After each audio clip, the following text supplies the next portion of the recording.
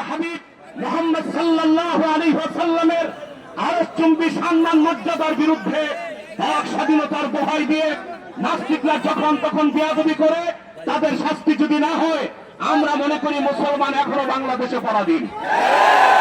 ৪৭ আমরা স্বাধীন হই নাই, ৭১ স্বাধীন হয় নাই, ৫ই আগস্ট স্বাধীন হয় নাই।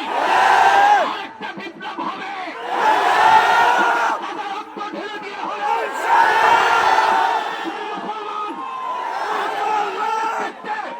জাতীয় সংসদকে দখল করে নাস্তিকদের ফাঁসির রায়কে কার্যকর করবেন।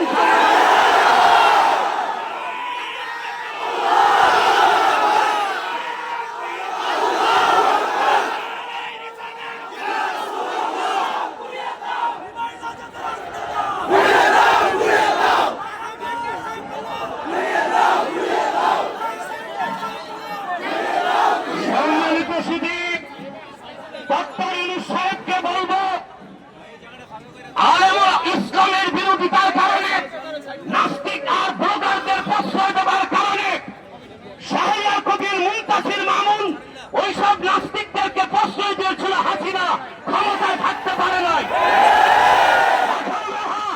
কুখ্যাত গালেব আর ফরহাদ বানসারকে ইউনূস সরকার আপনি যদি প্রশ্রয় দেন, আপনি তো ক্ষমতা ছেড়ে বাংলাদেশ থেকে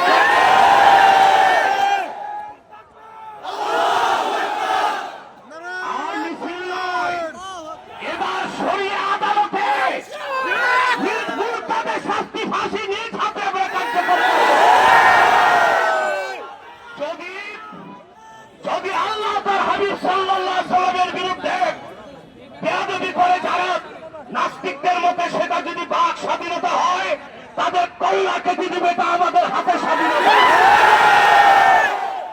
প্রিয় ভাইরা, আমি বলবো হেফাজতে ইসলামের শীর্ষ নেতৃবৃন্দকে, আপনাদের যাত্রা হয়েছে শহীদি কাফেলার মাধ্যমে, আপনারা চূড়ান্ত প্রস্তুতি দিতে হবে।